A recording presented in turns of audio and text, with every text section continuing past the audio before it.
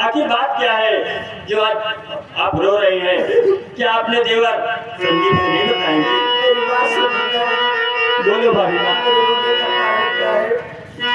नहीं बात देवर समझ में गया के तेरे भैया की याद मुझको सताए।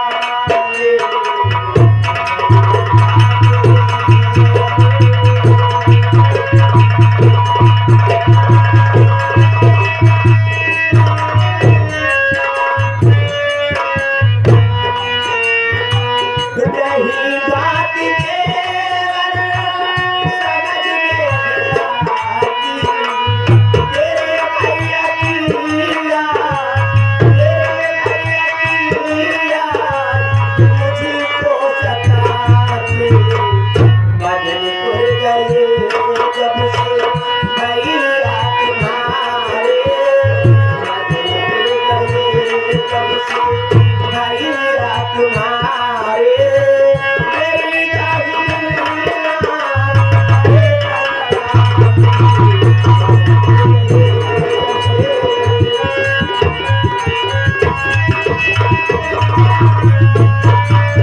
मेरी संदीप जब से तुम्हारे भैया मदनपुर गए कागज मिल की आग बुझाने के लिए वहां से वापस नहीं आए। पता नहीं क्यों मेरा दिल बहुत घबरा रहा है, मेरी दाहिनी आंख भी फड़क रही है। क्या होने वाला है? हे भगवान मेरे स्वामी की रक्षा करना, मेरे स्वामी की रक्षा करना। मुन्ना यही बात सोच कर मेरे आप भैया मदनपुर गए हैं, आप इसलिए रो रही है ना? एक बात सुनिए भाई। नहीं कोई चिंता जिगर में बसाओ, नहीं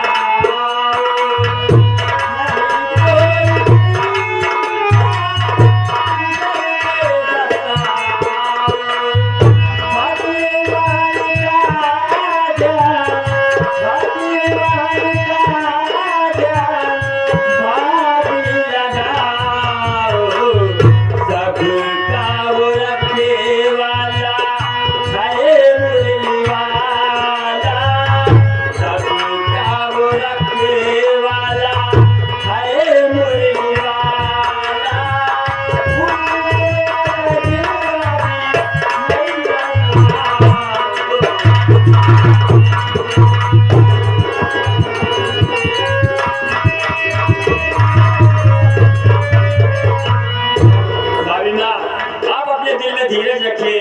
भैया मदनपुर गए हैं तो जरूर आ जाएंगे। संदीप बाबू बड़ा गजब हो गया।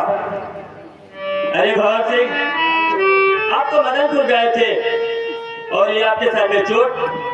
मेरे बड़े भैया कुलदीप कहाँ है? संदीप बाबू वहाँ पर जो कुछ हुआ अगर न जानो तो ज्यादा ही अच्छा होगा।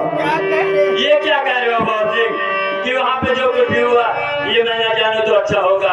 आखिर बात क्या है भगत सिंह? जो कुछ है वो साफ साफ बताओ, ये मत बुझाओ भगत सिंह। संदीप बाबू सारी बात जानना चाहते हो तो जाने के पहले अपने कलेजे को पत्थर बनाना होगा। ये क्या कह रहे हो भगत सिंह कि सारी बात जानने से पहले मुझे अपने कलेजे पे पत्थर रखना होगा? आखिर जो कुछ भी है भगत सिंह साफ साफ बताओ। जानना चाहते हो तो सुनो बता रहा हूँ सारी बात को।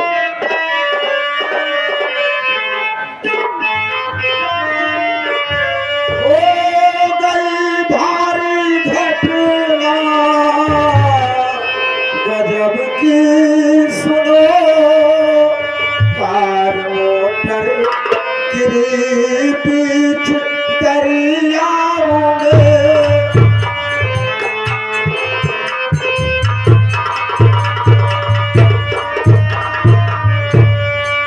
मर गए तेरे भैया एक्सीडेंट से।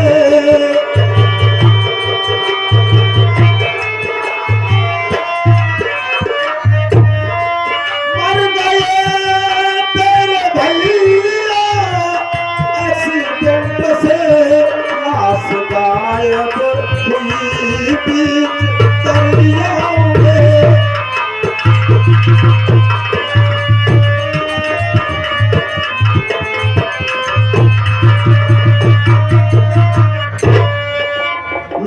बाबू को लेकर जा रहा था मदनपुर का मंदिर के यहाँ बुझाने, लेकिन जैसे गंगापुर पर पहुंचा सामने से ट्रक आ गई। उसी ट्रक से अपनी मोटर कार का एक्सीडेंट हो गया। यहाँ तक कि कुलदीप बाबू अपनी मोटर कार से बीच दरिया में चले गए। मैं बहुत पता लगाया, ना उनकी लाश का पता चला, ना ही अपनी मोटर कार का पता चला। इसी बात के लिए कह रहा था कि सारी बात जानने पहले अपने कलेजे को पत्थर बनाना होगा।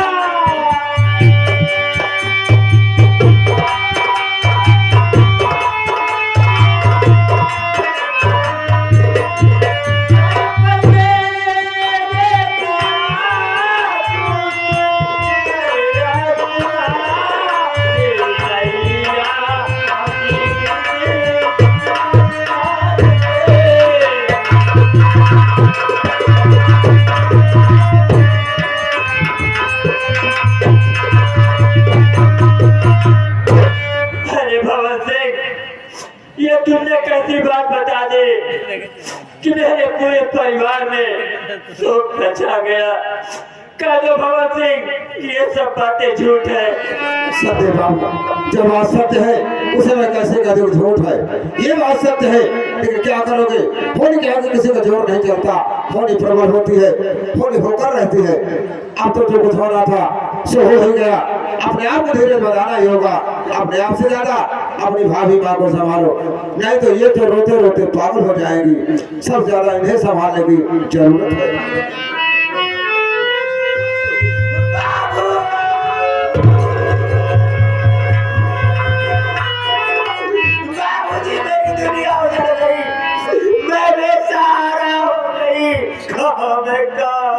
या भगवान, ये मैं क्या देख रहा हूँ?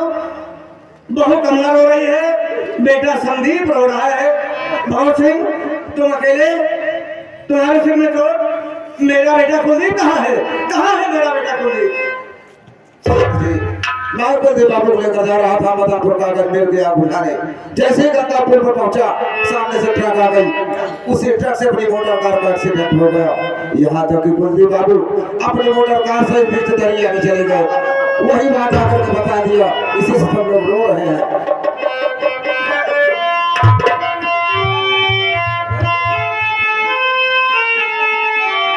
बुझ गया दीप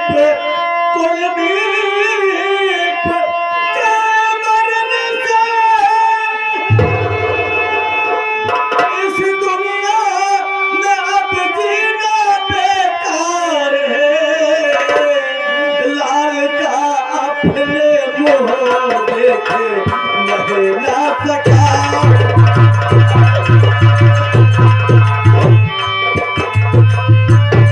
लाल का अपने मुंह देखे मैं ना सका मेरे जीवन को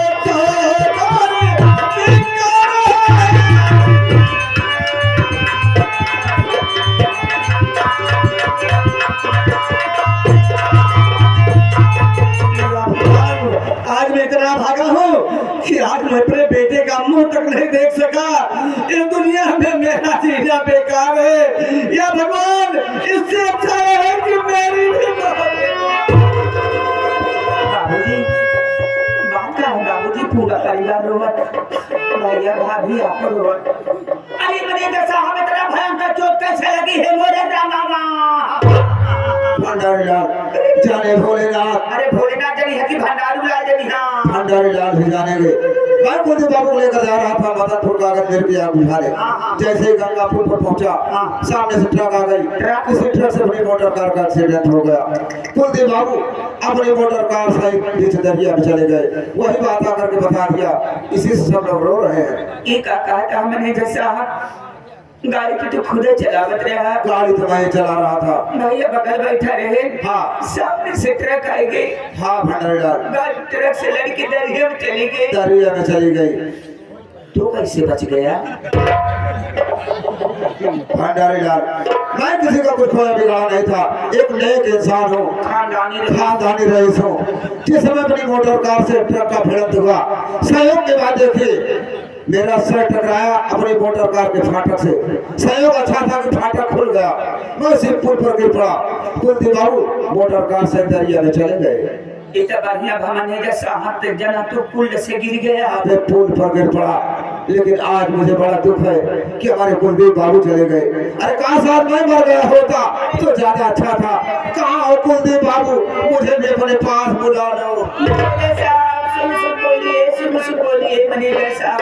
लेकिन बेटा भंडारी लाल हाँ बाबूजी, बहुत से की बातों से मुझे कुछ दाल में काला लग रहा है। हमका तो दावा नजर नहीं आवत था। लेकिन बेटा मुझे विश्वास भरोसा नहीं है। बैग में मेरा सामान रखो, मैं मदनपुर खुद जाऊंगा और देखूंगा कि मदनपुर कागज में आग कैसे लगी और मेरे बेटे का एक्सीडेंट कहाँ हुआ और कैसे हुआ। जब तक मैं पता नहीं लगा लूंगा तब तक मैं वापस नहीं आऊंगा। बेटा चलिए बाबूजी सामान पैक कर दो।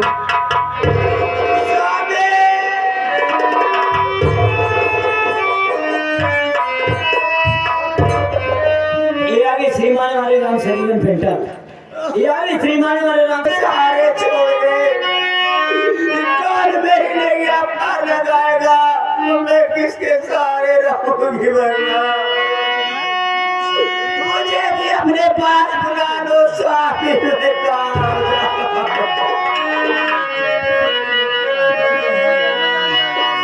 आँखी में सूरतिया तोरी, माथे पे विपतिया पाए, कहाँ जाई सगरो हाजरिया सुझा।